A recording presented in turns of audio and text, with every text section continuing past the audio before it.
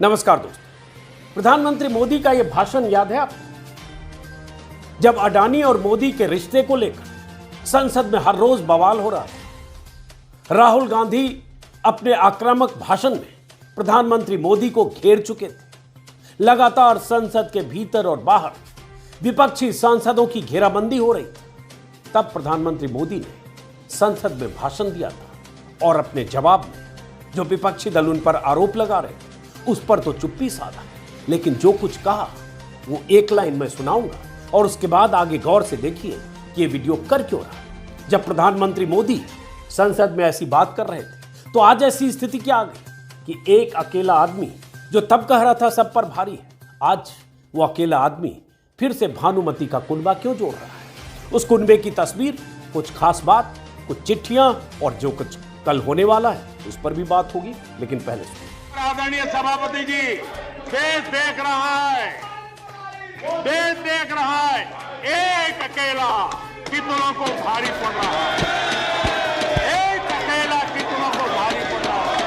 अरे नारे बोलने के लिए भी उनको बदल करना पड़ता है। एक बार फिर सुनाए क्या? एक अकेला आदमी देश देख रहा है, कितनों पर भारी पड़ रहा है। तालियां तालियां तालियां। अब ये तो तालीमंडल है ही, चूंकि कैबिनेट है, मंत्रिमंडल है, तो मंत्रिमंडल को तालीमंडल होना ही पड़ेगा जब प्रधानमंत्री इतनी बड़ी बात बोलेंगे। तो एक बार सुन लेते तब बताते। आदरणीय सभापति जी, देश देख रहा है, देश देख रहा है, एक अकेला कितनों को भारी पड़ रहा है, एक अकेला कितनों को भारी। तो देश ये देख रहा है कि एक अकेला कितनों पर भारी पड़ रहा है, लेकिन देश आज ये भी देख रहा है कि वो एक अकेला आदमी जो कहता है वो एक अकेला है, जिसके खिलाफ सब है, वो सब पर भारी पड़ रहा है। वो एक अकेला आदमी, उस एक अकेले आदमी के चारों तरफ उस एक अकेले आदमी की जीत फिर से 2024 में हो जाए, कैसा कुनबा तैयार किया जा रहा है, कैसे न्योते भेजे जा रहे हैं, कैसे प्रेम पत्र भेजा जा रहा है, कैसे लोगों को, उन दलों को, छोटे छोटे दलों को, नाराज नेताओं को जुटाया जा रहा है जिन्होंने या तो बीजेपी या एनडीए से किनारा किया, या जिसकी प्रधानमंत्री मोदी ने 2019 के बाद परवाह ही नहीं की, क्योंकि 300 से ज्यादा सीटें आ गई। अहंकार, गर्व, गुरूर कि हम अपने दम पर जो होगा वो करेंगे, जैसे हुकूमत चाहेंगे वैसी चलाएंगे। तो बहुत सारे सहयोगी दल छिटकते चले गए, किसी को जाना पड़ा और किसी को जाने के लिए मजबूर किया गया। जब बहुत सारे दल अलग हो गए, प्रधानमंत्री मोदी ने जैसे चाहा वैसे 4 साल सरकार चला ली।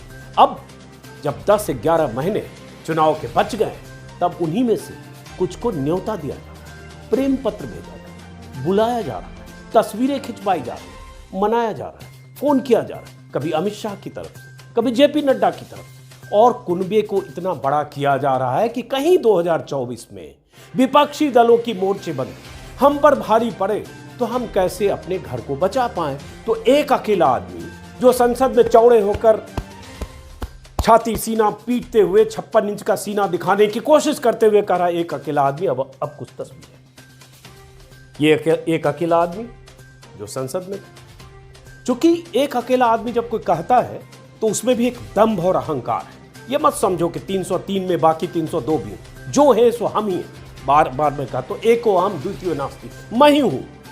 यही दंभ, ऐसे डायलॉग बोलने को, किसी की जुबान पर ऐसा डायलॉग आता है जब वो बोलता है एक अकेला। बरं, अब एक अकेले आदमी के साथ क्या हो रहा है, उनके चारों तरफ जो कुनबे बन रहे।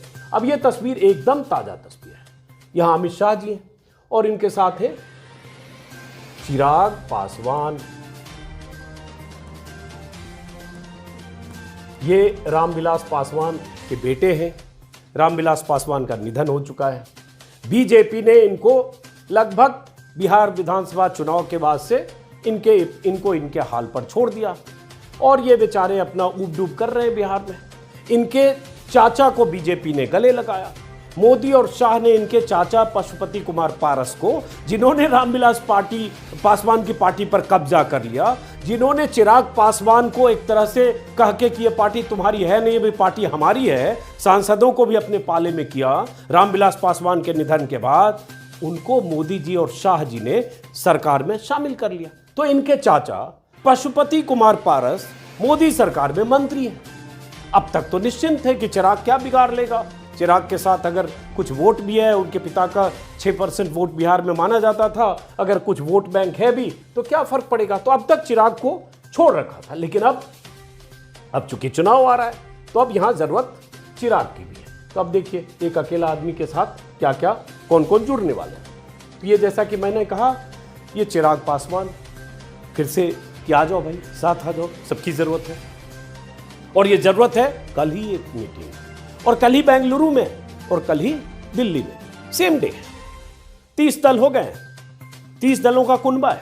तो एक अकेला आदमी नहीं है, एक अकेले आदमी की एक पार्टी है, 29 और है। उसमें बहुत सारे रोजगारी है, छुटकर है, फुटकर है, सब है। बहरहाल चिराग पासवान, अब ये जो है इनका नाम है दारा सिंह चौहान।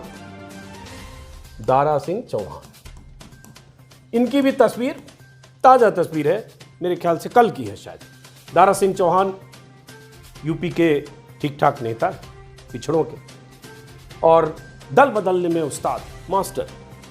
इनका मैं अगर देखने लगूं, पढ़ रहा था कि कितनी बार इन्होंने पार्टियां बदली, तो 8-9 बार निकला, और उसमें कंफ्यूज कर जाएंगे कब कहाँ थे। कांग्रेस से इन्होंने 4 दशक पहले राजनीति शुरू की कॉलेज दिनों में, फिर बीएसपी के साथ आए, फिर बीएसपी के सांसद बन गए, मायावती के करीबी हो गए, बीएसपी से पहले राज्यसभा में आए, फिर लोकसभा जीते, फिर उसके बाद इन्होंने सपा का दामन थामा, फिर सपा से अलग हुए, फिर बीजेपी के साथ गए, फिर उसके बाद बीजेपी सरकार में, योगी सरकार में मंत्री रहे, और उसके बाद 2022 के चुनाव के पहले योगी सरकार के मंत्रिमंडल से इस्तीफा दिया, अखिलेश यादव के साथ आ गए, और अखिलेश यादव के साथ चुनाव जीतकर विधायक बने। लेकिन अब लगा बात बन नहीं रही। अखिलेश यादव के साथ तो इसलिए गए थे कि अखिलेश की सरकार शायद बन जाए, माहौल बना था, स्वामी प्रसाद मौर्य ये और नीचे वाले भाई साहब, ये सब लोग साथ गए।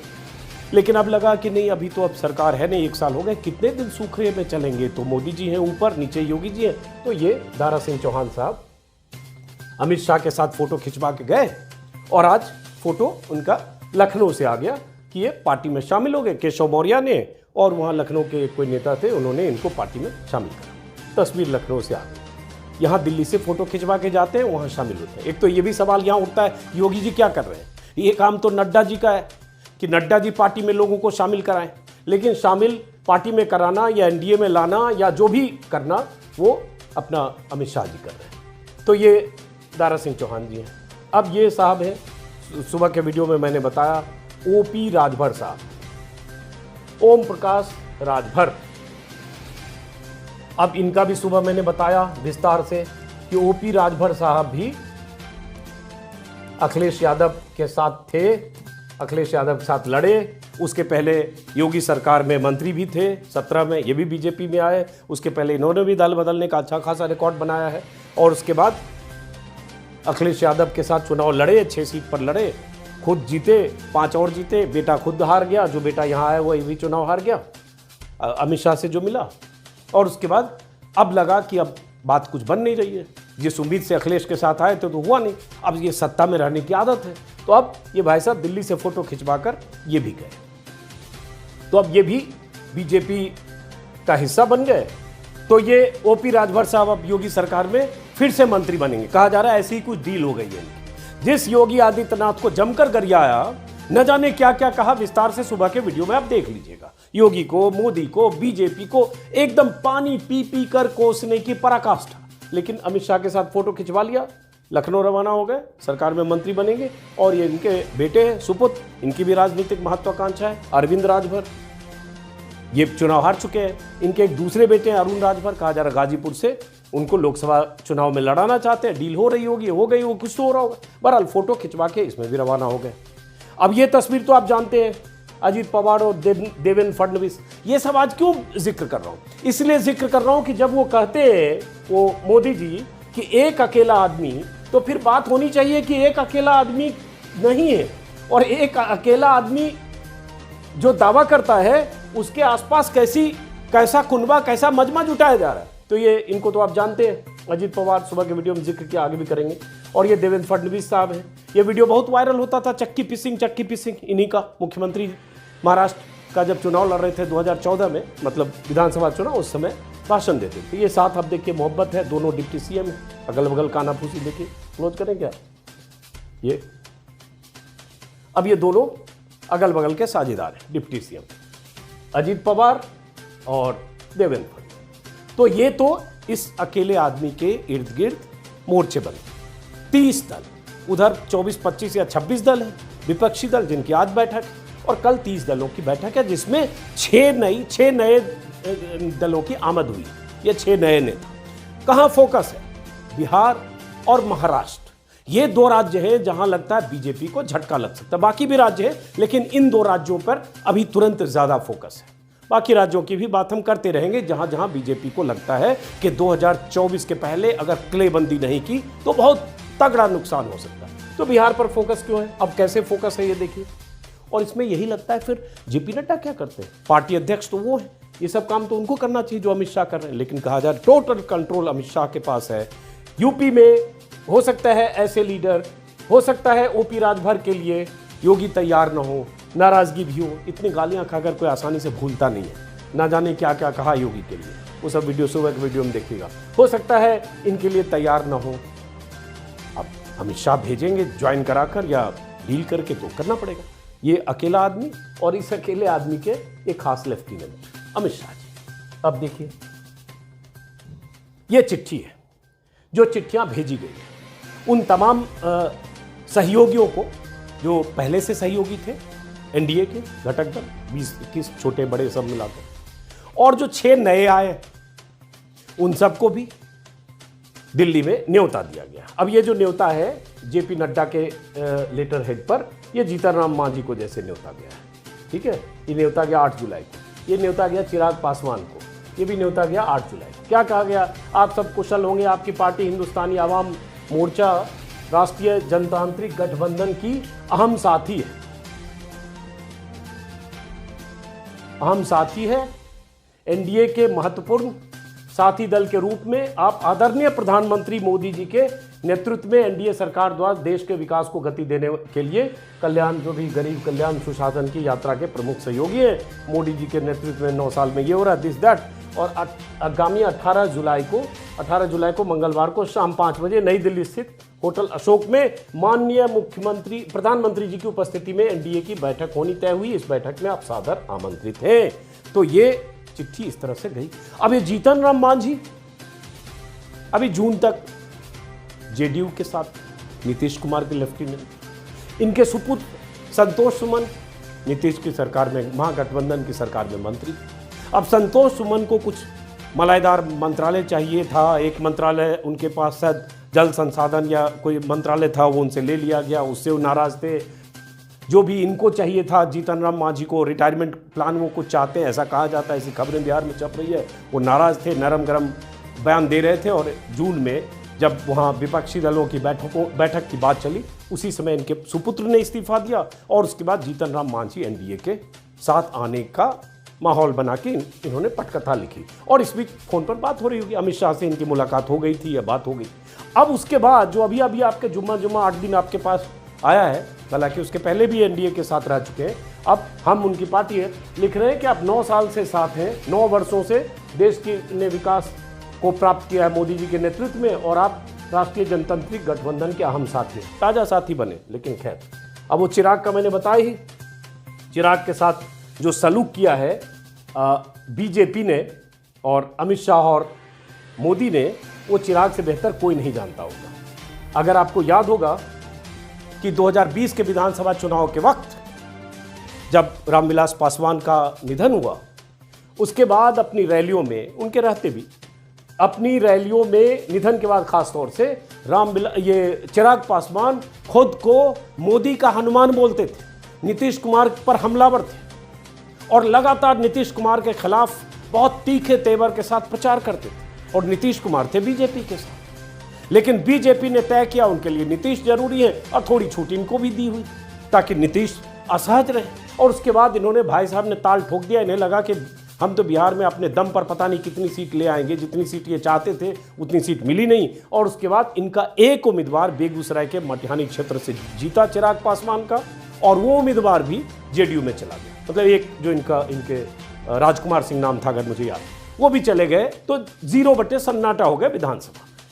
अब उसके बाद अब लोकसभा चुनाव नजदीक आ रहा है। इतने दिन तक बीजेपी ने इनको छोड़ दिया, एकदम डेजर्ट, जो मर्जी करो, घूम रहे हो। चिराग पासवान अपना जिले जिले में घूम रहे हैं, कहीं मैं ही पार्टी, मैं ही असली, मेरे पापा की पार्टी, वो पार्टी पापा ने बनाई तो मैं ही पापा का वारिस, ये सब करते रहे। लेकिन पापा एक तरफ दुनिया में नहीं है, इसलिए ये विरासत पर कब्जे करने की या पाने की कोशिश करते रहे। चाचा ने दांव मारा और उसके बाद पार्टी पर कब्जा किया। क्यों? क्योंकि चाचा के पीछे मोदी जी और अमित शाह। उन्होंने सोचा कि अभी बैलेंसिंग में ये ज़्यादा फिट बैठता है, सांसद भी उनके साथ हो गए। और उसके बाद चिराग कहीं चश्मे चिराग जरूर थे, लेकिन हाशिए पर। लेकिन अब चूंकि चिराग पासवान के पिता राम विलास पासवान का बिहार में 6-7% पक्के तौर पर वोट माना जाता है, वोट बैंक। और 2019 में एलजेपी 7 थी बीजेपी के और 6 सीटें एलजेपी जीती थी। 39 सीटें टोटल बिहार में एनडीए ने 2019 में जीता, 40 में से 39। 1 सीट सिर्फ कांग्रेस को मिली, 17 seat BJP, 16 seat JDU. Bihar की अगर बात करें तो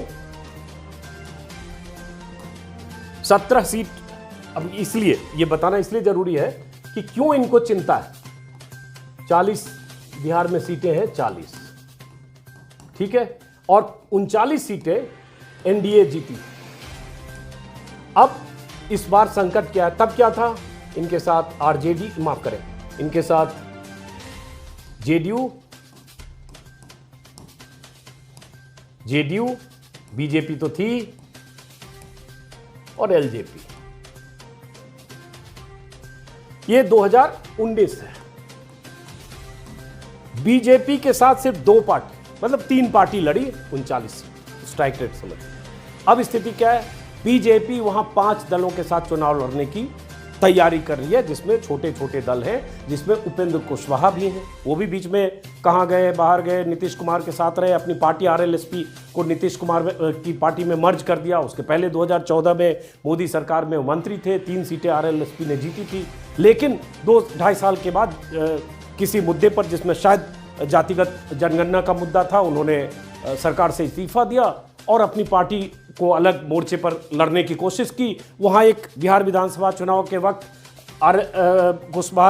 उपेंद्र कुशवाहा ने आरएलएसपी, ओवैसी और एक और छोटे दल के साथ तीसरा मोर्चा भी बनाया, लेकिन सन्नाटा सफाया। ओवैसी भले 5 सीट जीत गए, 4 या 5 कोशी इलाके में, उपेंद्र कुशवाहा खत्म हो। उसके बाद फिर उपेंद्र कुशवाहा ने नीतीश से रिश्ते बनाए। इस बीच नीतीश बीजेपी को छोड़कर फिर महागठबंधन का हिस्सा हुए और कुशवाहा ने अपनी पार्टी को मर्ज कर दिया, नीतीश कुमार। लेकिन बीते कुछ दिनों से फिर झगड़ा हुआ और उसके बाद अलग हुए, अब नई पार्टी बना ली। अब वो उपेंद्र कुशवाहा भी फिर से बीजेपी के साथ आ रहे हैं और कल के जो न्योते में, जो यहाँ जमावड़ा हो रहा है, उस न्योते में उपेंद्र कुशवाहा भी आने वाले हैं। और जैसी ये चिट्ठी है, ऐसे उपेंद्र कुशवाहा को भी प्रेम पत्र गया था। तो ये सब नए लोग अब आए, नए मतलब जो अलग हो गए थे वो सब अब फिर से अलग थे या साइलेंट मोड में थे, उसी में उपेंद्र कुशवाहा भी। अब मुकेश सहनी का भी जिक्र हो रहा है कि मुकेश सहनी जो वीआईपी पार्टी है उनकी, वो भी शायद एनडीए के साथ आ सकते हैं, या बात हो गई, अब कल की बैठक में है कि नहीं अभी कंफर्म नहीं है।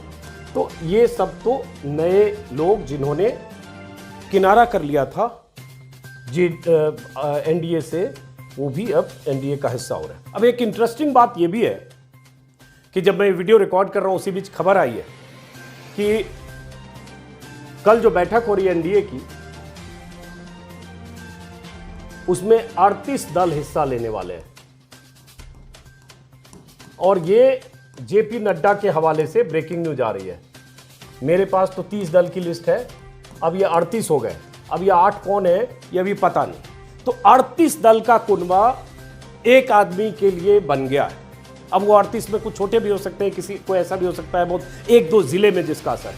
तो इससे समझिए कि बीजेपी, अगर बीजेपी के भीतर चिंता नहीं है, अगर बेचैनी नहीं है, तो छोटे छोटे दल 2 जिले में, 1 जिले में, 3 जिले में, किसी खास इलाके में, किसी जातीय समीकरण के आधार पर, किसी जातीय समाज में, जिसका जैसा असर है वैसे दलों को एक बार फिर, अब उसको सोशल इंजीनियरिंग कह सकते हैं, उसको लाने की बीजेपी कोशिश कर रही है। और वही कोशिश यूपी में हो रही है, वही कोशिश बिहार में हो रही है, वैसे ही कर्नाटक में होगी, वहां जेडीएस का जिक्र हो रहा है।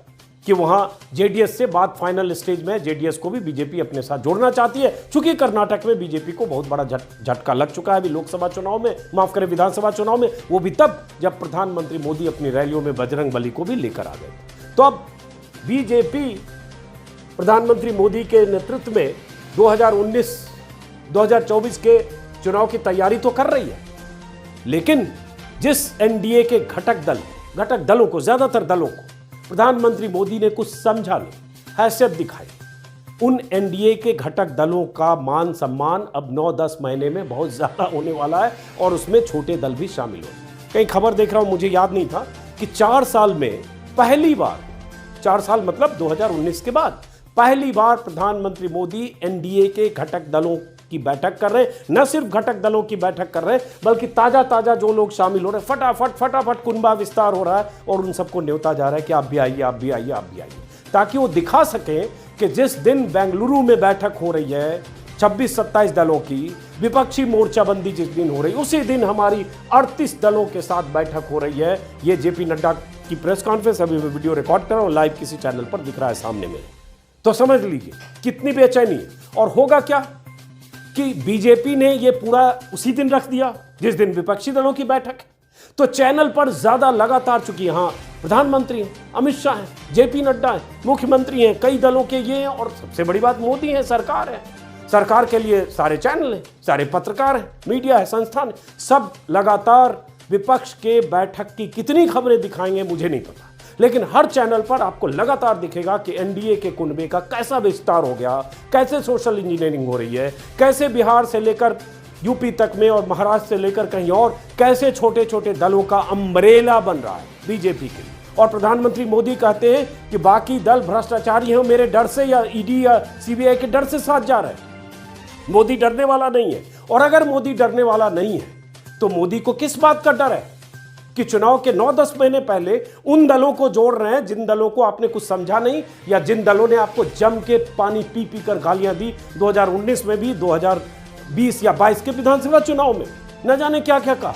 वो सब आपके लिए आज खास है, क्योंकि आपको लगता है जमीन पर कहीं न कहीं बीजेपी को झटका लगने के आसार दिख रहे हैं। मोर्चेबंदी हो रही है, मोर्चेबंदी इसलिए हो रही कि विपक्ष का पूरा जोर है कि किस ढंग से कम 150-200 ऐसी सीटें आ जाए जहां एक के बदले एक चुनाव लड़े, साझा उम्मीदवार हो, और ऐसी सीटें कम से कम 70-80 सीटें, एक आंकड़ा कहीं देख रहा था, लगभग 77 सीटें ऐसी हैं जहां बीजेपी ने 2019 में 50,000 या 1 लाख से कम अंतर से बीजेपी जीती।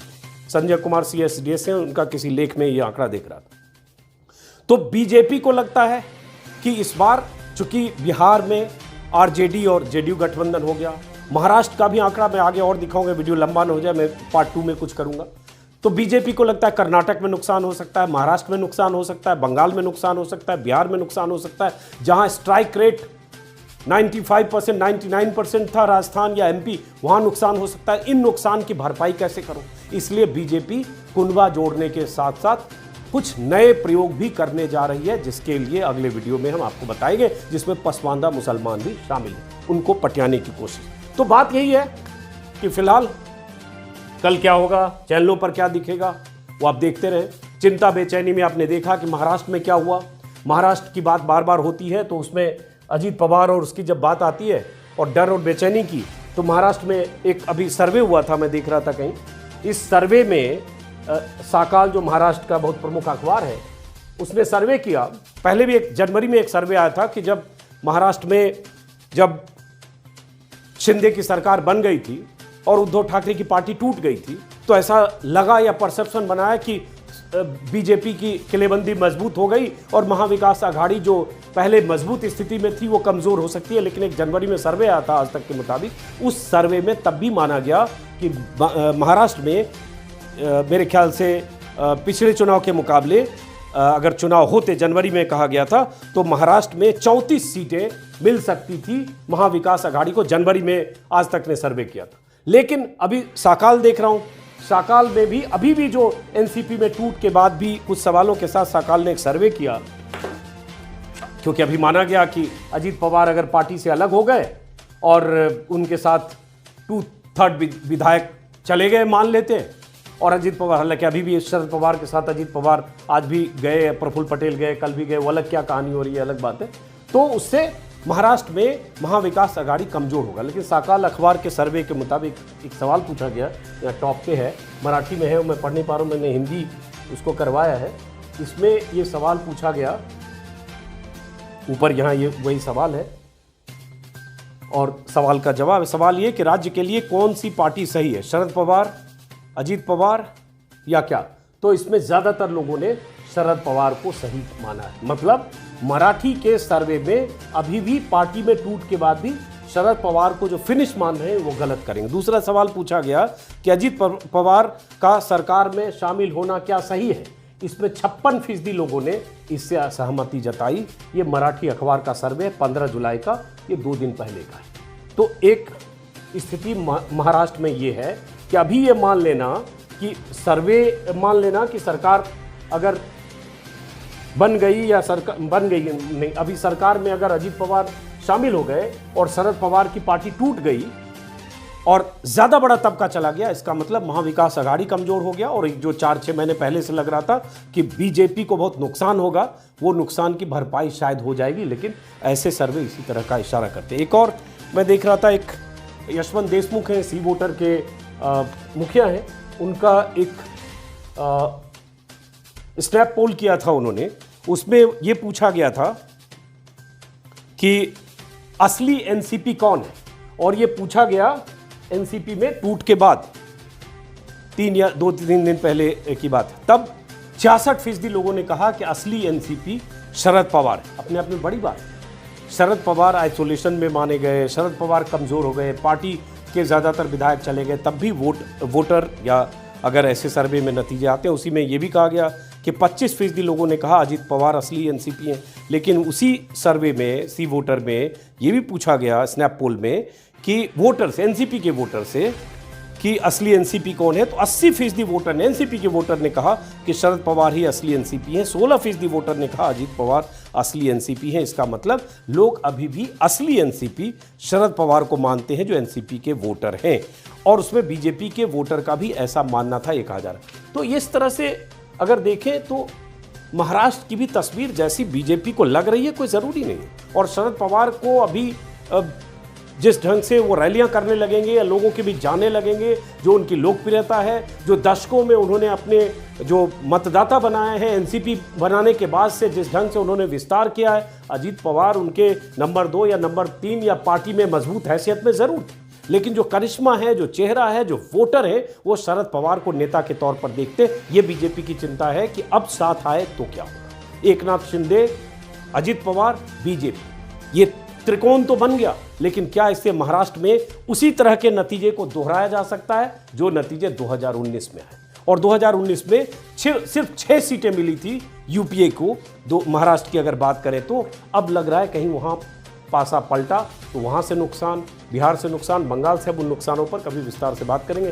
फिलहाल तो एक अकेला आदमी के लिए जो अभी ताज़ा वो है, 38 दलों की बैठक कल है, एक अकेले आदमी के लिए। ठीक है, तो देखते हैं क्या होता है।